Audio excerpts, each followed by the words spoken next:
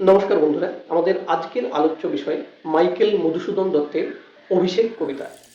এই কবিতার মূল বিষয়বস্তু আমরা আজকে গল্পের আকারে বুঝে নেব। কবিতার শুরুতেই আমরা দেখি যে ইন্দ্রজিৎ বিস্মিত, তার মা কেন প্রমোদকাননে তার কাছে আসছে এবং সে জানতে চায় যে লঙ্কার অবস্থা কুশল আছে কিনা, সব ঠিকঠাক আছে কিনা। এর প্রত্যুত্তরে তার মা জানায় যে লঙ্কার অবস্থা খুবই খারাপ, ভয়ঙ্কর যুদ্ধে তার ভাই বীরবাহু মারা গেছে আর সেই শোকে রাবণ যুদ্ধ করতে সাজছেন। এই কথা শুনে ইন্দ্রজিৎ বিস্মিত হয়ে যায়, বলে আমি তো সমস্ত শত্রুদের ধ্বংস করে আসছি, রামচন্দ্রকে মেরে ফেলেছি, তাহলে আমার ভাইকে কে মারলো? তার প্রত্যুত্তরে তার মা জানায় যে সীতাপতি অর্থাৎ রাম হচ্ছে মায়াবী মানব। এই কথা শোনার পরে ইন্দ্রজিৎ আর দেরি করে না, সে দ্রুত লঙ্কায় যাওয়ার জন্য প্রস্তুত হয়ে যায়। যখনই লঙ্কায় যাওয়ার জন্য সে রথে চড়বে তখনই পেছন থেকে তার হাত তার স্ত্রী প্রমীলা ধরে বসে এবং জিজ্ঞেস করে যে তাকে এখানে একা ফেলে কেন যাচ্ছে। এখানে একটা সুন্দর বিশ্লেষণ দিয়েছে কবি মাইকেল মধুসূদন দত্ত, যে গহন কারণে বা গভীর বনে যখন হাতি চলে তার সঙ্গে আনন্দে খেলা করার জন্য লতা পাতা তার পা জড়িয়ে ধরে। হাতি যদিও তাদের সাথে খেলা না করে তথাপি সেই লতা পাতা তার পায়ে স্থান পায় বা আশ্রয় পায়। তাহলে ইন্দ্রজিৎ কেন প্রমীলাকে এখানে ফেলে চলে যাচ্ছে? এই কথা শুনে ইন্দ্রজিৎ হেসে ফেলে আর বলে যে প্রমীলা যে দৃঢ় বাঁধে ইন্দ্রজিৎকে বেঁধেছে সেই বাঁধ কেউ ছাড়াতে পারবে না এবং সে দ্রুত রামচন্দ্রকে যুদ্ধে পরাস্ত করে এখানে ঘুরে আসবে। এই বলে সে রথে চড়ে। রথে চড়ার পরে সে ধনুকে একটা টঙ্কার দেয়। সিঞ্জিনী আকর্ষী শব্দটা আছে, সিঞ্জিনী শব্দটার অর্থ হচ্ছে ধনুকের ছিলা, আর সেই ধনুকের টঙ্কারে সমস্ত জলধি বিশ্ব কেঁপে ওঠে। যখনই ইন্দ্রজিৎ তাদের লঙ্কাপুরীতে গিয়ে নামে তখনই কর্বুর দল অর্থাৎ রাক্ষস দল তাকে দেখে মহাগর্ভে হুঙ্কার ছাড়ে। সে রথ থেকে নেমে তার বাবা রাবণকে পায়ে প্রণাম করে জিজ্ঞেস করে যে এ মায়া পিতা বুঝিতে না পারি, রাম কি করে বেঁচে ওঠে?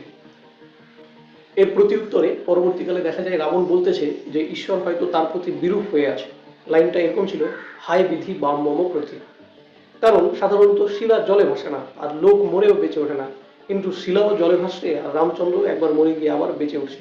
তাই রাবণ আক্ষেপ করে যে ঈশ্বর হয়তো তার প্রতি বিরূপ হয়ে আছে। এরপরে দেখা যায় রাবণ শঙ্কিত হৃদয়ে ইন্দ্রজিৎকে আর যুদ্ধে পাঠাতে চায় না, কিন্তু প্রত্যুত্তরে ইন্দ্রজিৎ জানায় যে কি ছাড় সে নর, কি ছাড় সে নর, তারে ডরাও আপনি থাকিতে এ দাস। বলছে রামচন্দ্রকে বলছে যে সেই নর অর্থাৎ মানুষ কি জিনিস যে তাকে দেখে আপনি ডরান। এই বলে সে তাড়াতাড়ি করে সাজেন যুদ্ধে যাওয়ার জন্য। কিভাবে সাজেন সেই সম্পর্কে সুন্দর কিছু বর্ণনা দেওয়া আছে।